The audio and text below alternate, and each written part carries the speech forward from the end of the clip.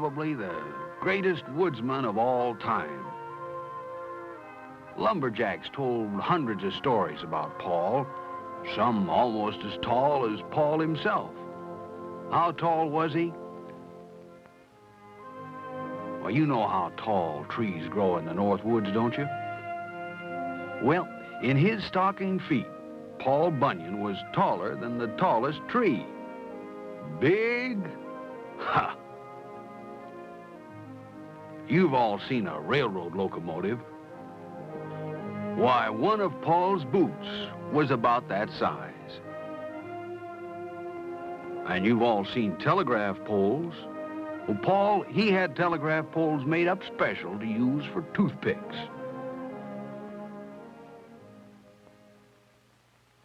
Paul's best friend was an ox. Not this ox. Paul's ox, Babe, was blue and bigger than the ordinary size ox. In fact, he was so big that every time shoes were made for him, they had to open up a new iron mine. Actually, Babe was the best worker in the camp.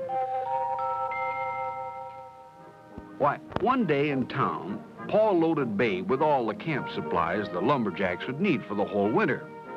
With such a load, Babe was so heavy that with every step, his hooves sank deep into the solid rock. Later, a tremendous storm came along, and it rained something terrible for days, so that water filled the holes that Babe had made. And that's how come you find so many lakes in the North Woods country today.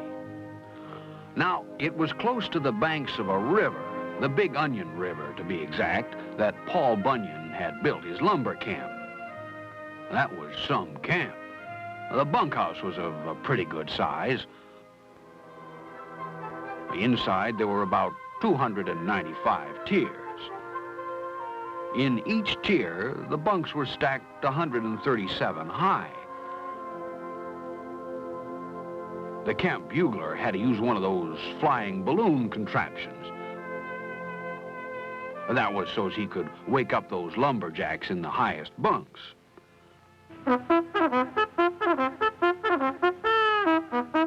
Now, getting down was another story, of course. Each of those upper bunks had a parachute made out of a bed sheet. And that was how those fellas got down to solid ground. Yes, sir, that bunkhouse was of a fair size. So was the cook shack. Now, in charge of that cook shack were Hot Biscuit Slim, the chief cook, and Cream Puff Fatty, the chief assistant cook. No two men could cook enough food to feed the big crew at Paul Bunyan's camp, so Slim and Fatty had a few helpers. 100, to be exact. For breakfast, the 100 helpers greased the cook shack griddle for flapjacks.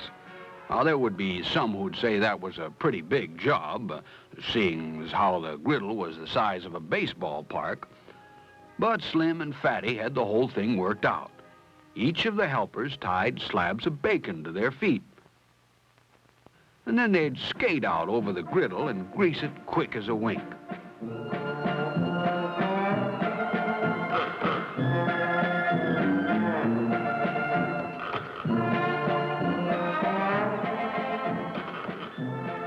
Once the griddle had been greased, Slim and Fatty climbed up to the gate of the storage tank where they kept the sourdough batter for pancakes.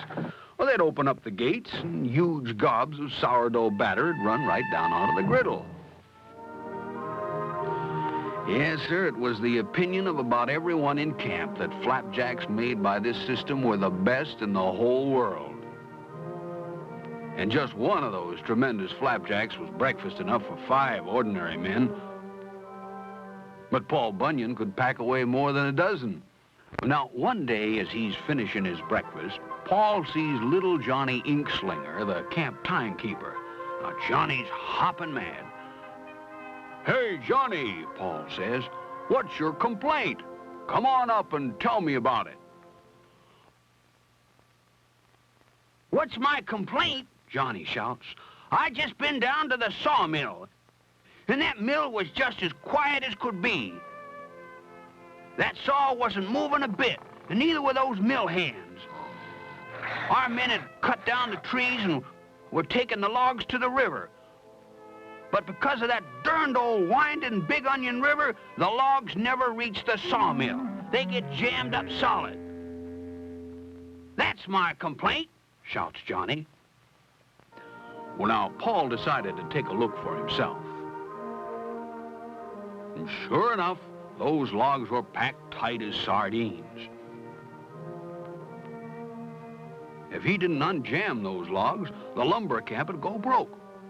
The only thing to do was to straighten out that winding river.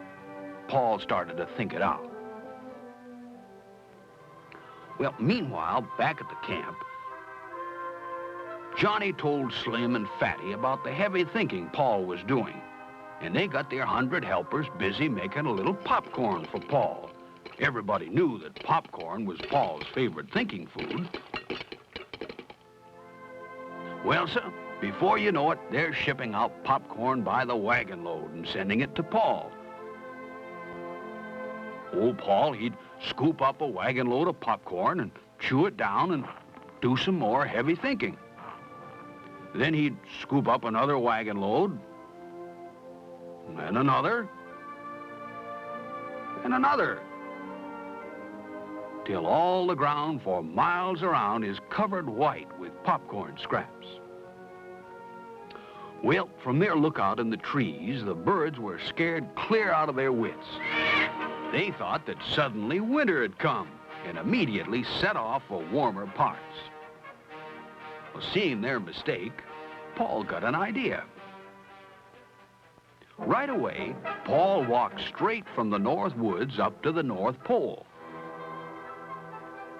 And there he built 2 traps and baited them with icicles.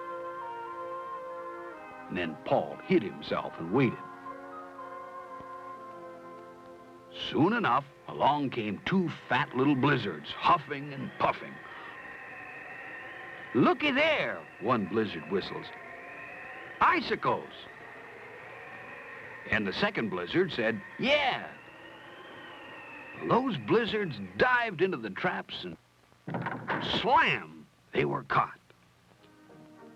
Well, Paul gathered up those trap blizzards, and in a wink, he was back at the banks of the Big Onion River. What did he do with those blizzards?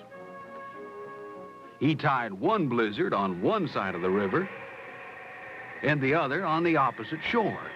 And those blizzards were so angry at being caught, they puffed and blew and whistled and shrieked such chilling winds that before anyone knew it, the waters of the Big Onion River were frozen solid. Well, then Paul got a logging chain. He hooked one end, Babe, and the other end around the frozen river. Next, Paul tied a second chain to the mouth of the river and around his shoulders. And then he yelled, "Pull, Babe, pull!"